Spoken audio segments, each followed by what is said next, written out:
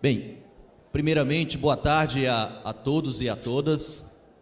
Gostaria, nesse primeiro momento, de agradecer à diretoria da Fentect pelo convite feito, ao Diese, para estar participando desse importante momento de reflexão aí da plenária. E o que nós combinamos efetivamente nessa parte que foi esse espaço que nos foi dado, é trazermos algumas reflexões do ponto de vista econômico, da conjuntura econômica, alguns números mais gerais e principalmente alguns números relacionados às negociações coletivas, tendo em vista que acho que um dos principais momentos dos debates que ocorrerão no âmbito aqui da atividade estará relacionado justamente a esse momento, Rivaldo? Da discussão dos números, da questão das perdas, como tem ocorrido as outras negociações coletivas e esse momento, coube a mim trazer essas informações e mais uma vez, viu, Rivaldo, agradeço muito o convite e o Diese, se coloca aí à disposição para acompanhar e ao mesmo tempo trazer também informações que sejam relevantes para essa luta que praticamente está se iniciando esse ano, relacionado à campanha salarial e também os seus desdobramentos. Como eu trago muitas informações, números e também informações estatísticas, eu procurei consolidar essas informações em um conjunto de PowerPoints aqui, de slides, que não só facilita a visualização, mas também creio que visualiza também a nosso intercâmbio aqui em relação à fala, ao que vai ser tratado aqui nesse momento. Eu dividi a minha fala aqui então em alguns momentos importantes. Acho que o primeiro deles é tratar justamente do cenário econômico de uma forma geral. Acho que a gente não pode, de forma alguma, entrar numa campanha salarial sem entendermos o cenário macroeconômico que está colocado, sem entendermos também quais os grandes números que a economia nos demonstra, mesmo porque acho que não só os Correios, como também todas as empresas que hoje estão negociando, elas estão muito influenciadas, e terão como pano de fundo todo esse cenário que a gente vai estar conversando aqui com vocês. Então, esse primeiro momento tem essa finalidade de trazer mais essas informações sob o ponto de vista de como está a economia como um todo, sobre os seus principais pilares, digamos assim, seja sob o ponto de vista do comportamento do crescimento, seja sob o ponto de vista do crescimento da condução das principais políticas macroeconômicas do governo. E, posteriormente, eu queria destinar uma parte da minha fala para as questões relacionadas justamente ao cenário das negociações coletivas. O Diese tem um levantamento muito interessante que é utilizado pelas entidades sindicais com esse propósito, com a finalidade de verificar a quantas andam as negociações coletivas Brasil afora. A gente não só faz esse levantamento, mas acompanhamos sistematicamente essas informações. Nós temos uma equipe que fica mais em São Paulo, que faz esse acompanhamento, tem até uma sigla, Sistema de Acompanhamento das Convenções e Acordos Coletivos, que é justamente uma sigla que representa o conjunto da nossa equipe, que acompanha essas negociações e essas convenções coletivas, com o propósito de municiar o movimento sindical de informações para esse momento, que, diga-se de passagem, é um dos momentos da ação sindical. A ação sindical ela é repleta de outros momentos, como o que aconteceu aqui agora há pouco, em que se discutiu um importante ponto relacionado à questão dos fundos de pensão e, mais especificamente, do Postales, que é o de vocês, mas a ação sindical também ela passa por esse momento importante, que é a questão da negociação coletiva, e no âmbito da negociação coletiva a gente percebe com clareza que esses elementos que nós conversaremos aqui agora estão muito relacionados com os desdobramentos, com o que vem acontecendo com as negociações atuais e, sobretudo, com o que nos espera no âmbito das negociações propriamente ditas. Sendo assim, eu acho que o primeiro momento é justamente falar do nível de atividade do país Esse gráfico que eu vou mostrar aqui, pessoal, não sei se todos conseguem ver, mas o importante notar é o comportamento desse indicador, né? Isso aqui que eu estou trazendo para vocês é o comportamento de toda a riqueza do país, que é espelhada em um indicador chamado Produto Interno Bruto, né, o PIB brasileiro. Né? Aqui, esse indicador nos dá a magnitude de se o país vem crescendo ou se o país vem apresentando resultados ruins. E, diferentemente de outros momentos em que o país apresentou crescimentos médios que foram até de 4,5% nesse período de 2005, né, até 2010, em que o crescimento médio da economia brasileira foi da ordem de 4,5%, que é um crescimento bastante representativo, se comparado a outras economias, né? O cenário atual, infelizmente, é muito diferente, né, porque aquelas barrinhas que estão colocadas ali para baixo sinalizam que o Brasil, né, já no ano de 2015, teve uma queda na sua produção superior a 3%, e em 2016 não vai ser diferente. Quer dizer, então o Brasil, em 2 anos sucessivos, teve uma queda no seu crescimento superior a 3%. E que somados, né, representam uma queda superior a 6%. Esse dado impressiona, tendo em vista que, se nós fizermos um resgate histórico desse número, né, da evolução do crescimento do país, né, desde 1930 até agora, né, isso não tinha acontecido no âmbito da economia brasileira. Quer dizer, então nós estamos falando de momentos em que a crise ela foi ainda mais generalizada e mais intensa. Quer dizer, em que o Brasil, lá nos idos de 1930, que apresentou uma performance tão ruim como a que nós estamos tendo agora no ano de 2015 e também no ano de 2016. O alento é o fato de que, pelas projeções que estão sendo apresentadas, né, principalmente no âmbito do Banco Central e também de outras instituições, é que provavelmente em 2017, segundo semestre de 2017, haverá uma reversão desses números sob o ponto de vista de tendência, né? A tendência ela se reverterá para um momento, vamos dizer, de expectativa mais positiva quanto ao cenário, né, econômico de 2017 para frente. Bem, pessoal, na verdade, né, esse material eu vou estar disponibilizando também para a organização do evento.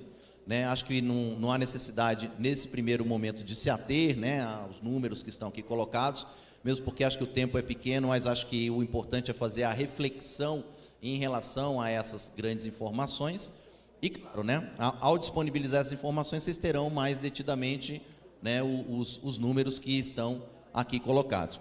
Como, por exemplo, esse aqui.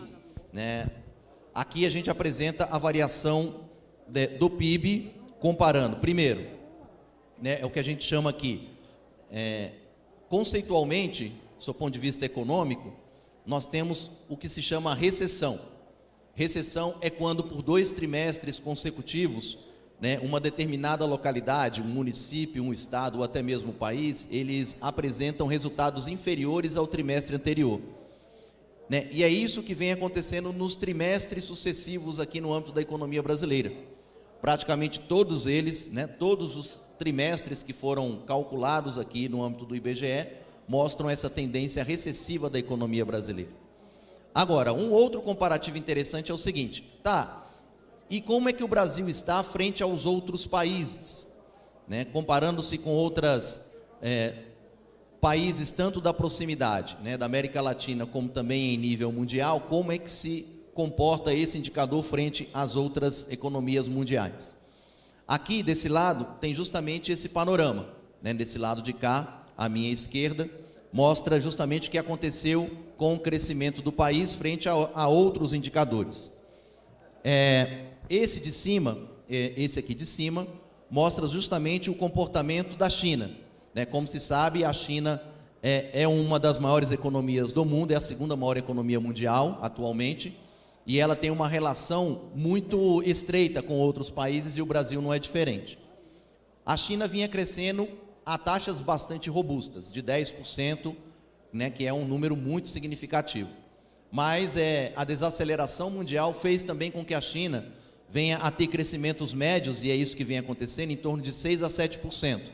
Né? Então, esse aqui de cima mostra justamente o comportamento da China, né, em que você tem um crescimento aí da ordem de 6,7% da sua economia frente às demais. A do meio ali, que é alaranjada, mostra a média do crescimento dos países em nível mundial. Então, em média, o mundo vem crescendo, claro que alguns menos e outros mais, vem crescendo em torno de 2,9%, quase 3%, né, que é o crescimento em nível mundial, que é o dado, né, que foi recentemente divulgado pelo Banco Mundial, em que pega o crescimento dos países, né, de uma forma geral e faz uma média. E o Brasil, né, é aquela barrinha ali, aquela linha tracejada ali para baixo, em que o crescimento brasileiro, ele, na verdade, não vem acontecendo, muito pelo contrário, a gente vem tendo uma retração econômica. O que é importante destacar nesse gráfico, quando a gente visualiza? O Brasil vinha acompanhando uma tendência mundial, né, vinha junto com todos os países até aquele momento ali, e de lá para cá, ou seja, de 2014 para cá, o Brasil, né, apresentou uma tendência totalmente diferente do que o mundo vinha apresentando. Ou seja, teve alguns problemas na condução da política, no sentido de que viesse a trazer problemas para a economia como um todo, né? E isso, na verdade, aconteceu, de fato, e reverteu os resultados brasileiros frente aos outros países. Porque, conforme vocês podem observar, né, o comportamento praticamente era o mesmo até aquele momento. Aqui o Brasil desponta para baixo, né? Tem um declínio muito acentuado, né, que destoa do que estava acontecendo com o mundo e que destoa do que estava acontecendo com a própria China, que é o motor da economia mundial. E o porquê isso vem acontecendo? Primeiro, né, tem algumas análises importantes que alguns órgãos acabam tentando desmistificar, né, tentando ver o comportamento de uma forma diferente, né? O IBGE, ele traz uma informação muito significativa, né, que é o que a gente chama de analisar o crescimento do país sob a ótica da demanda, né, sob a ótica dos gastos. E tanto os gastos das famílias, como o gasto do governo, como gastos das empresas e também o próprio setor externo, vem apresentando queda nos seus comportamentos. Lembrando que algumas políticas que foram adotadas no passado tiveram como principal propósito, né, justamente incentivar esses elementos para que a economia brasileira viesse a apresentar resultados positivos. Né, o que a gente percebeu é, por exemplo, que teve uma política bastante polêmica de desonerações, que foi feita há um tempo atrás, com o sentido de fazer com que o consumo das famílias fosse melhorado. Houve também uma tentativa por parte do governo há um tempo atrás de diminuir a taxa de juros, isso em 2012, mas que teve um rebatimento muito forte por parte principalmente do setor financeiro. Né, o setor financeiro ele é bastante influenciado pelo comportamento da taxa de juros, não resta dúvida, né, porque um dos principais produtos que o sistema financeiro acaba vendendo para a sociedade está muito relacionado ao comportamento da taxa de juros, porque se a taxa de juros é muito alta, né, o setor financeiro acaba também se beneficiando bastante com esse comportamento de alta em termos de maior lucratividade. Né? E a taxa de juros ela teve num primeiro momento uma diminuição, porém, né, a partir de 2013, né, a condução da política monetária do governo, que é justamente tendo como um dos seus pilares a taxa de juros, teve uma elevação e isso comprometeu o que a gente chama de formação bruta de capital fixo, o investimento que as empresas fazem.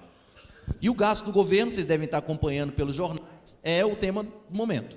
O debate do momento tem a ver com outro elemento das contas públicas, das contas nacionais, que é os gastos governamentais, né, o consumo do governo. E hoje estabeleceu-se um debate muito importante, que também estará presente no âmbito das negociações coletivas, principalmente de empresas estatais, que é até que ponto o Estado tem que intervir mais ou menos na economia. Até que ponto a tal da mão invisível de mercado deve prevalecer, né, em detrimento de uma maior intervenção do Estado na economia, ou seja, maior gasto do governo para reverter resultados negativos que a economia vem a ter.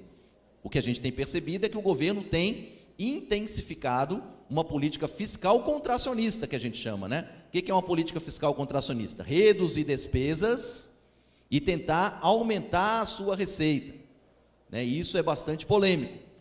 No fundo, né, no debate econômico hoje, está justamente esse maior ou menor papel do Estado exercendo, né, o seu papel junto à economia no sentido de revigorá-la ou fortalecê-la, né? O que a gente tem percebido no âmbito dos debates governamentais atuais é justamente uma intensificação de uma política que está mais voltada para reduzir despesas, né? Reduzir muito as despesas e, fundamentalmente, tentar emplacar alguns novos tributos junto à sociedade, que é muito polêmico, né? Porque quando a gente fala de aumentar tributos, isso significa mexer no bolso de todo mundo, né? Mexer no bolso da sociedade como um todo, não só, né, dos trabalhadores, mas também de outros segmentos da sociedade, né? E o outro elemento importante, quando se fala de despesas, né, e aí eu já levanto uma questão importante, né? A sociedade hoje, ela não tem intensificado um debate, sob o ponto de vista fiscal, né, sob o ponto de vista das contas públicas, que eu creio que seja da maior importância, que é o quanto que o governo gasta com juros da dívida. O governo, né, hoje tem um problema sério. O Brasil sempre teve um problema sério, chamado dívida interna, né? Há muito tempo atrás, a gente sempre ouviu falar que o Brasil tinha problemas com a dívida externa. Ainda tem problemas com a dívida externa. Mas hoje, um dos grandes problemas do Brasil chama-se dívida interna. Claro que hoje o nível de endividamento que os países têm é fundamental, né? Não estou querendo dizer que isso é um problema que deve fazer com que os governos aprofundem a política fiscal mais contracionista. Muito pelo contrário, né? Os países hoje, praticamente todos, estão endividados. Os Estados Unidos, por exemplo, é endividado em mais de 100%. A Europa hoje também está endividada em relação à sua condução de política fiscal. O Brasil hoje é endividado em torno de 60% do que produz, a dívida interna brasileira. Agora, o grande problema que afeta as contas públicas brasileiras, né, e que é reflexo da condução da política monetária do governo, da taxa de juros muito elevada, é o fato de que o governo brasileiro paga muito com juros. No ano passado, o governo gastou 500 bilhões de reais com juros da dívida. Ou seja, dinheiro que poderia ser, né, canalizado para outras finalidades, ou seja, fazer com que o país, o Estado viesse a ter um papel, né, de minimizar os grandes problemas que o Brasil tem, do ponto de vista de desigualdade. Mas hoje, esse é um debate que eu creio que é da maior importância, né, e que eu acho que o movimento sindical, cada vez mais, a gente tem percebido que vem intensificando, felizmente, esse debate, que é o debate da chamada dívida pública, né, os juros da dívida pública, né, e tem algumas iniciativas interessantes nesse sentido, justamente de sensibilizar a sociedade para a importância de se debater a questão de orçamento e a questão de quais as prioridades que o governo deve dar em relação a certas contas, né, a certas despesas que ele venha a atuar, né, nos próximos anos. Os dados que eu mostro aqui, infelizmente, são todos de queda, né, e que demonstram justamente todos os setores que vêm apresentando um certo recuo da atividade econômica. Tanto o comércio varejista, né, aqui a gente percebe que o comércio varejista, seja o comércio varejista de fato, o de veículos, motos, partes e peças, e de materiais de construção, né, todos eles apresentaram uma queda representativa, né, nos últimos anos, né? O mais representativo, diga-se de passagem, foi de 17,8%, né, justamente um setor que até pouco tempo atrás tinha se beneficiado com as chamadas desonerações tributárias, né, e que intensificou as compras de automóveis naquele momento, e agora a gente tem percebido que a queda ela foi bem acentuada, se nós pegarmos de 2011 até 2015, no valor de 17% de queda nas vendas de automóveis, de motos e também de partes e peças relacionadas a veículos automotivos. O outro segmento também importante que apresentou uma retração foi o setor industrial. Vale dizer que a indústria no Brasil, ela é muito representativa, tendo em vista o tipo de emprego que ela acaba gerando. É um emprego que tem menos precarização e o salário médio é maior do que outros setores, e que apresentou, né, uma tendência também de queda extremamente expressiva, né, de 9,9%, né, se nós analisarmos aí o período de 2011 até 2015. Vale dizer, né, que Um comportamento que esse setor vem apresentando nos últimos anos também é de perder espaço para o que a gente chama de setor serviços. Então, a indústria no Brasil vem perdendo espaço para o setor serviços e o seu desempenho nos últimos anos vem contribuído também para esse momento difícil que a economia brasileira vem passando. E aqui eu acho que é um dos principais elementos que o movimento sindical também tem se sensibilizado na importância em discutir esse chamado instrumento de condução da política do governo, que é a tal da taxa Selic. Alguém já ouviu falar dessa taxa Selic? Todos nós, a gente acompanha pelo jornal e muitos, de certa forma, acabam pensando, puxa vida, o que essa tal dessa taxa Selic tem a ver com a gente? Não tem nada a ver conosco, o governo estabelece, mas não tem nenhum reflexo. Muito pelo contrário, no cerne do debate em relação a essa taxa Selic, que é o sistema especial de liquidação e custódia, que representa uma média da remuneração dos títulos públicos brasileiros, Essa é uma taxa que é definida pelo Banco Central. A taxa atual ela está em 14,25%, e o número em si, parece não ser nada, mas quando nós interpretamos esse número, aí é que vem as conclusões. A primeira delas, essa taxa de juros é a maior taxa, uma das maiores taxas de juros do mundo, do planeta. Vale dizer que o mundo hoje é constituído por mais de 190 nações, e o Brasil lidera esse ranking de ter a maior taxa de juros. A taxa de juros é um instrumento que acaba comprometendo as contas públicas, que eu acabei de falar agora há pouco, porque os títulos que o governo rola no mercado, estão muitos deles atrelados ao comportamento dessa taxa chamada taxa Selic. E outro, inibe os investimentos das empresas. E aí um grande problema que está acontecendo hoje no âmbito da economia brasileira. As empresas, de um modo geral, elas estão extremamente desmotivadas, não têm expectativa em relação ao cenário futuro, por conta justamente do que está acontecendo em relação a esses indicadores que eu estou demonstrando para vocês, e isso causa um problema sério para a economia brasileira, tendo em vista que, se não há perspectivas de investimento por parte das empresas, e se o setor público hoje está comprometido com suas contas, sobretudo em razão do destino de recursos para pagamento de juros, quem é que vai fazer os investimentos que tire o Brasil do atoleiro? Não é mesmo? E não é à toa que grande parte das negociações envolvendo empresas estatais estão tendo como lógica também esse cenário de fundo. A questão das despesas que o governo quer diminuir e, sobretudo, algumas diretrizes que acabam sendo traçadas para as negociações como um todo dessas empresas de uma forma geral. Outro indicador importante que eu queria trazer para vocês para a reflexão, que é extremamente importante para os debates que acontecerão nesses dias que vocês estão por aqui, é o comportamento dos preços. O que é o comportamento dos preços? É a inflação.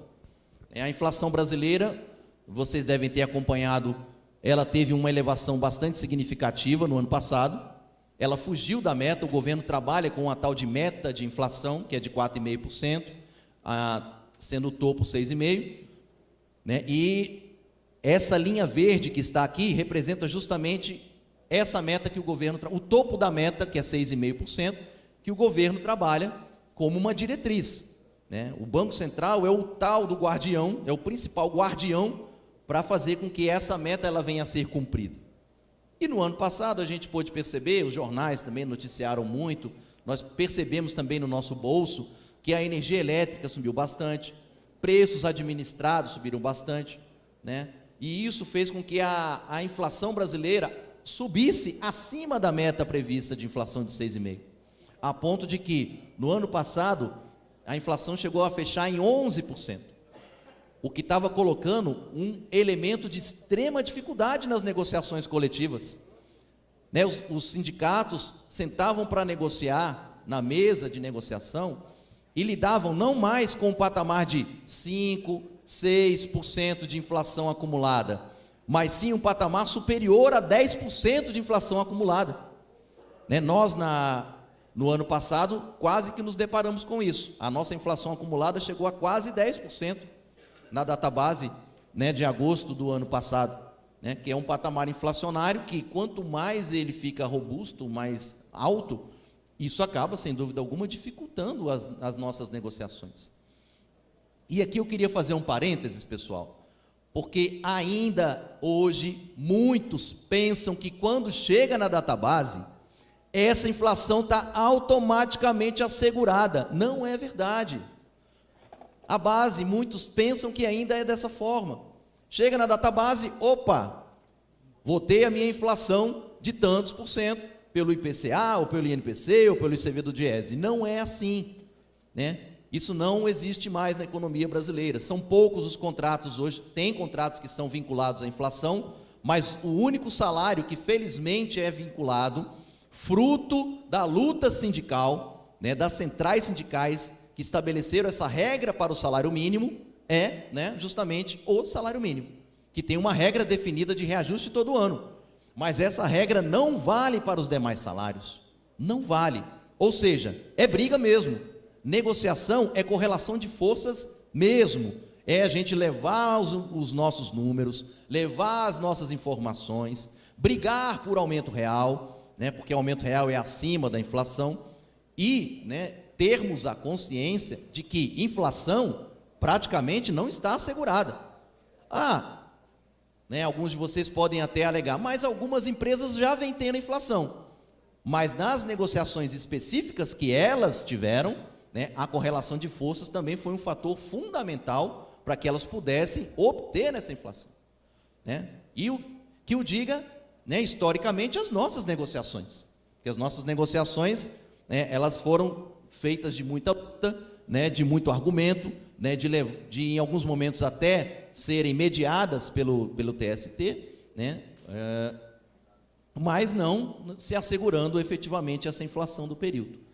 E um pouquinho mais à frente eu estarei trazendo para vocês as informações mais recentes do patamar inflacionário que nós estaremos lidando, né, nessa database agora de agosto desse ano. Quando analisamos a inflação como um todo, né, a gente acaba também trazendo esse retrato, né, de como a inflação ela também se comporta sob o ponto de vista dos seus principais itens. Exemplo, aqui a inflação do ano passado, de 2015, e a gente vai trazer também esse retrato para o ano de 2016, ela fechou em 10,67% pelo IPCA, que é um dos índices de inflação que é medido pelo IBGE. Então o IPCA fechou em 10,67%, mas, né, por se tratar de uma média, a inflação se tratar de uma média de todos os itens que compõem os gastos das famílias, alguns itens pesaram mais e outros menos para esses 10,67%. E a gente percebe que em 2015 foi habitação e alimentação e bebidas, que foram os itens que mais pressionaram a inflação no ano de 2015. A gente traz esse retrato porque acaba sendo também importante, no âmbito da negociação coletiva, né, trazermos as informações de que, né, tem elementos constitutivos da pauta que estão relacionados com esses itens, né, principalmente a parte da alimentação, né, que está relacionado com o ticket de refeição, com a cesta básica, e a gente percebe que no ano de 2015, né, a gente vai também fazer esse retrato para 2016, né, a discussão de ticket, ela também pode estar passando por uma discussão envolvendo o comportamento desse item especificamente na inflação, que foi superior, né, aqui foi superior à média da inflação como um todo, né, e a gente vai estar trazendo esse retrato também para o ano de 2016. Sobre as finanças públicas, eu também já fiz um comentário rápido, mas eu queria trazer para vocês essa informação que mostra justamente qual é o pilar da política fiscal do governo hoje. Quer dizer, o que é política fiscal? Política fiscal tem a ver com a arrecadação e as despesas públicas do governo, né? Tanto de estados, município, como também do governo federal. O governo, ele estabelece como um dos seus principais elementos constitutivos da condução da sua política fiscal a chamada, né, geração de superávit primário, né? Muitos de vocês já ouviram falar dessa sigla superávit primário, desse nome superávit primário, né? O nome em si, ele quer dizer o seguinte: o governo, ele está com o propósito de gerar receita capaz de sobrar dinheiro para pagar esses juros da dívida, comprometendo efetivamente todos os outros itens que estão relacionados, né, às despesas públicas do governo. saúde, educação, né, segurança, habitação, todos esses itens acabam sendo influenciados pela condução dessa política. O governo, ao priorizar a geração de superávit primário, né, que é esse gráfico que está aqui sendo mostrado, porque o governo tem um déficit, né, e acaba pagando em torno de 5% a 6% do que produz, que é o produto interno bruto, para o pagamento desses juros. Então, ele estabelece como um dos seus principais elementos, né, de condução dessa política de receita e despesas públicas, a geração do chamado superávit primário. É bem verdade que no ano passado e esse ano, ao invés de superávit, o governo acabou tendo um déficit, e é por isso que ele tem intensificado ainda mais, né, a importância, segundo ele, de se gerar se reverter essa conta do superávit primário. Eu acho que um outro elemento importante para a nossa reflexão aqui é vermos como está o mercado de trabalho, à luz do que tem ocorrido no âmbito da produção nacional. Vale dizer que, sob o ponto de vista do mercado de trabalho, né, o DIEESE também tem uma metodologia com o propósito de se medir a situação do desemprego no país, mas o IBGE também tem uma outra, né, pesquisa importante, chamada PNAD contínua, que procura retratar a situação tanto de municípios como dos estados brasileiros. Aqui a gente percebe, pessoal, que a taxa de desemprego no país está superior a 9%. Né? É uma taxa que, comparativamente a outros momentos, ela vem sendo extremamente elevada, né? Conforme vocês podem observar, todos esses gráficos que estão aqui na parte de baixo, que representam o ano de 2012, 2013 e 2014, mostram o que a gente chama de uma sazonalidade no mercado de trabalho. O que é essa sazonalidade? Geralmente o mercado de trabalho ele acontece o seguinte: no início do ano você tem um aumento da taxa de desemprego, né, fruto justamente dos contratos temporários, dentre outras questões, e depois a taxa ela diminui, conforme vocês estão percebendo ali, ó. Isso aconteceu em todos os anos, 2012, 2013, 2014. 2015 tem sido diferente. Destoou bastante dos demais anos. Isso é que acaba sendo preocupante. Ao invés de acompanhar a mesma tendência que os outros anos, se nós colocássemos outros anos, seria praticamente a mesma tendência, né? O mercado de trabalho ele vem apresentando uma tendência totalmente diferente no ano de 2016. Né? 2015 iniciou já em meados de 2015 e vem se intensificando no ano de 2016. Com reflexos, evidentemente, em praticamente todas as análises que a gente vem a fazer. Inclusive, levando em consideração os próprios dados do DIEESE, né? O DIEESE tem uma pesquisa que tem uma metodologia mais abrangente, sob o ponto de vista, né, do desemprego, e, segundo as nossas regiões metropolitanas, a taxa de desemprego no Brasil, ela está de 9,7%, que é a taxa de Porto Alegre, até 19%, que é a taxa de Salvador. Tem alguém de Salvador aqui? Pois é, lá em Salvador, infelizmente, lidera o ranking da taxa de desemprego hoje no Brasil, frente às regiões metropolitanas que o DIEESE, né, calcula a sua taxa de desemprego. Brasília não está muito atrás, não. Tem alguém aqui de Brasília? Né? Muitos estão aqui em Brasília. Né? A taxa aqui da nossa região, ela está em 16% da população economicamente ativa, que é uma taxa, né, relativamente alta, né, comparada também às outras capitais. Né? E essa explicação do comportamento do mercado de trabalho, evidentemente tem muitos especialistas do mercado de trabalho que vêm analisando esse comportamento, mas acho que tem dois elementos importantes que a gente poderia destacar no âmbito do mercado de trabalho de forma mais geral que vem acontecendo, que é o seguinte: aqui, ó, por exemplo, nós temos, né, a força de trabalho no Brasil, né, medida pela PNAD contínua, e essas informações se referem ao acumulado do ano de 2015. Né? Hoje você tem um nível de ocupação que é negativo, você está perdendo ocupações no mercado de trabalho, e, além disso, você tem um comportamento de aumento no número de desocupados.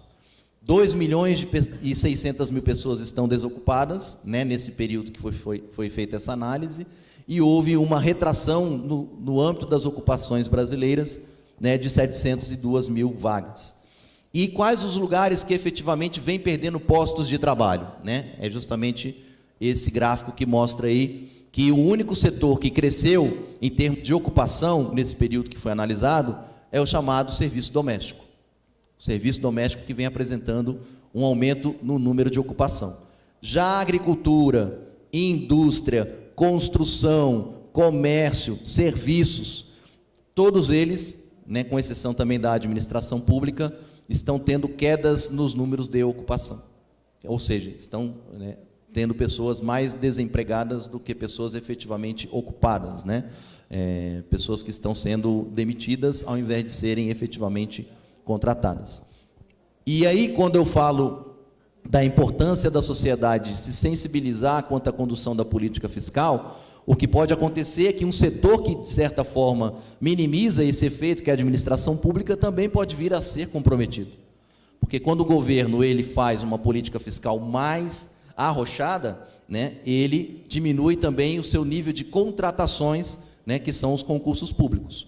E o rebatimento não é apenas nas contas públicas federais. Isso acaba sendo um elemento que induz as empresas também a agirem dessa mesma forma, né? Se nós pegarmos os dados dos Correios nos últimos anos, a gente tem percebido uma diminuição no número de trabalhadores, né? Dependendo da análise que a gente faça e dependendo dos anos que estão sendo levados em consideração. Reflete um pouco isso, né? Um cenário global, né, nacional, que também está né, caindo no colo das negociações coletivas no âmbito das empresas estatais.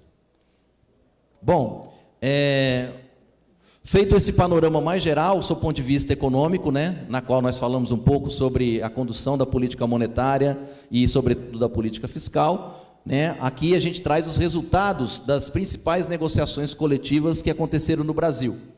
Né, esses dados aqui, eles fecham no ano de 2015, né, mas nós já temos um retrato também das principais negociações que aconteceram no ano de 2016. Né, aqui vai até 2015, porque nós temos estudos que fecham esses respectivos anos, né, 2011 até 2015. Por exemplo, em 2015... né, nós tivemos uma redução bastante significativa nas negociações que acabaram resultando em reajustes acima da inflação. Né, vinha sendo um comportamento de 80% a 90% das negociações sendo de ganho real, acima da inflação, mas já no ano de 2015, e isso também tem refletido nas negociações agora, né, de 2016, o quantitativo de negociações que fecharam com índices acima da inflação foi de 68%, bastante diferente, né, dos outros momentos dos outros anos. Ao passo que também, né, houve um reflexo no chamado aumento médio, né, aumento real médio das negociações que acabaram acontecendo, né, nesses anos. Nós chegamos a ter, em 2012, um ganho real de 2,14% em média das negociações em âmbito nacional. E agora, em 2015, né, esse levantamento de 2015, nos traz o resultado de apenas 0,51% de ganho real, né, das negociações coletivas. Né, isso quando a gente trata das negociações em nível nacional, de todas que estão acontecendo em todos os setores da economia, né, em âmbito nacional. Aí vocês se perguntam, né, puxa vida, Max, e aí, qual vai ser o cenário que nós enfrentaremos no que diz respeito à nossa inflação? Claro que vocês terão momentos para discutir qual é o número da campanha efetivamente, né, que acho que é uma conjunção de vários períodos e também de vários momentos, né, que a categoria teve reajuste ou não, né, e pegando períodos estabelecidos do ponto de vista político, né, mas se nós visualizarmos as informações mais atuais, né, a gente percebe que, segundo o INPC, né, que é o Índice Nacional de Preços ao Consumidor, né, vale lembrar que a informação de julho ainda não foi divulgada, mas aí a gente está utilizando uma estimativa que é trabalhada pelo Banco Central, né, o Banco Central, toda semana ele atualiza as estimativas de inflação, tanto para, né, o mês de julho como também para os próximos meses, e aí a gente tem aí uma inflação acumulada de agosto de 2015 até julho de 2016, com a estimativa de 0,29% para o mês de julho, né, evidentemente, né, pessoal, aqui a estimativa pode ter uma redução ou um aumento, dependendo aí, né, do que vai acontecer com o comportamento dos preços, até fechar efetivamente o mês de julho.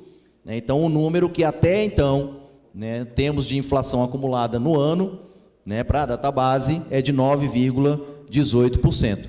E aqui trago também aquela informação importante do detalhamento da inflação, sob o ponto de vista dos outros itens que compõem, né, efetivamente a inflação. Por exemplo, o item alimentação e bebidas teve uma variação até o mês de junho, porque o Banco Central não detalha esses subitens para efeito de estimativa, mas até o mês de junho, o item alimentação e bebidas, né, teve um comportamento de 12,64%, ao passo que a inflação acumulada foi de 9,18%.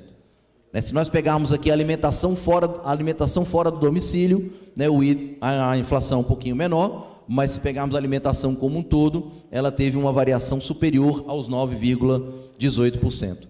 Esse é um número levando em consideração o INPC. Vale dizer que o INPC ele é calculado para as famílias de 1 a 8 salários mínimos, e esse aqui é o cenário, se nós pegarmos o IPCA, que é o Índice de Preço ao Consumidor Amplo, que é calculado justamente, ele é utilizado como sendo a inflação oficial do governo, e tem como uma das suas principais características de espelhar os gastos de famílias de 1 a 40 salários mínimos.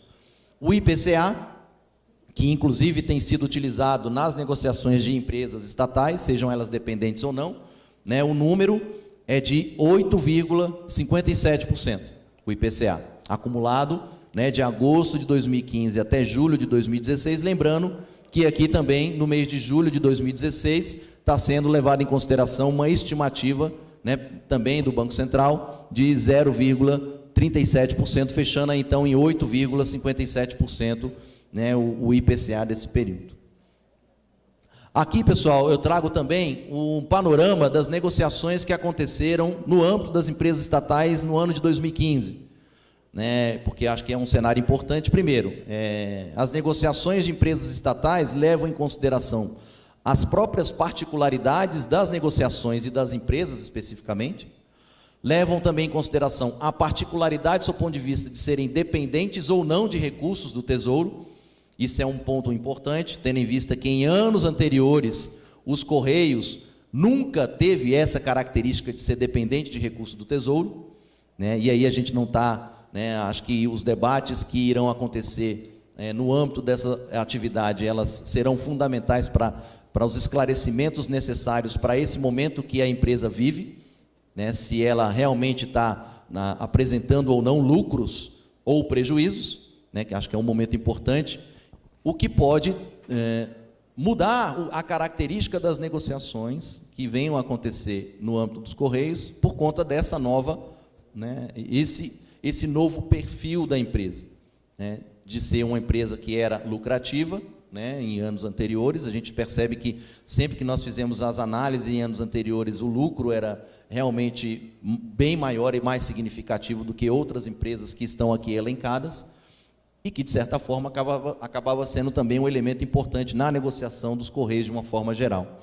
Aqui, pessoal, né, tem um cenário das negociações que aconteceram em 2015, né, no âmbito de todas elas, né, a gente percebe que grande parte delas, a única negociação que acabou trazendo como resultado um aumento real, de fato, foi o Banco do Brasil, né, o Banco do Brasil que acabou tendo um ganho real na sua negociação de 0,43% de ganho real, que acaba, né, mais ou menos ficando dentro daquele patamar médio de ganhos reais que as negociações obtiveram no ano de 2015, quando a gente traça um cenário mais geral, né? Mas o que a gente percebe é que algumas das negociações, já em 2015, apresentaram resultados inferiores à inflação do período, inferiores à inflação que acumulou naquele determinado momento da database, né? Nos últimos 12 meses da database, como foi o caso aí de algumas delas, que chegaram a apresentar uma queda, né, uma perda em termos reais, quer dizer, não conseguiram repor sequer a inflação do período,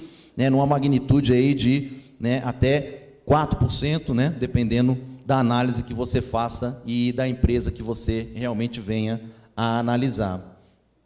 Sob o ponto de vista esse também é um levantamento interessante para se saber como é que tem se comportado, né, esse item que também é importante na negociação coletiva, que é o da alimentação, né? Aí aqui a gente traz um panorama de como é que está o valor, né, em termos de 2015, comparado com 2014, de algumas das principais empresas que negociaram, né, em 2015.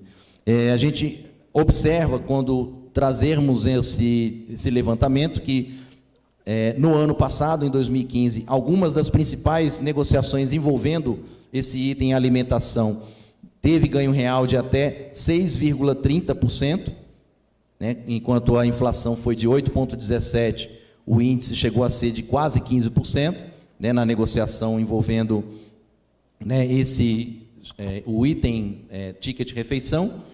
E no caso da cesta básica, né, a gente tem também aqui alguns exemplos de algumas empresas que apresentaram também alguns ganhos reais frente à inflação daquele período, né? Nesse caso, muitas delas acabaram, principalmente o sistema CBTU, acabou apresentando, né, um ganho real aí expressivo de 9%, né, no que diz respeito à questão da chamada cesta básica, né? E aí eu acho que essas seriam algumas das principais informações que nesse momento a gente traz para o debate, né, que envolve os principais itens de cunho econômico da pauta. Eu acho que a análise do cenário econômico, ela, apesar de ser adversa, vai ser também um elemento importante para a reflexão nesse momento, né? Esse cenário das negociações coletivas no âmbito das empresas estatais, ela está também, de certa forma, contemplando algumas que ainda estão negociando de fato, né, seus respectivos acordos e convenções coletivas. A gente percebe que, né, quando se discute a questão dos itens econômicos da pauta, né, isso dá vazão a discutir não só as questões relacionadas ao ticket, aos auxílios e benefícios que estão previstos na convenção coletiva, mas também é uma oportunidade ímpar, e aqui a gente já se coloca também, Rivaldo, né, à disposição, o Diese, para estarmos acompanhando os debates e também, né, tentando entender um pouco o que está acontecendo no âmbito da empresa.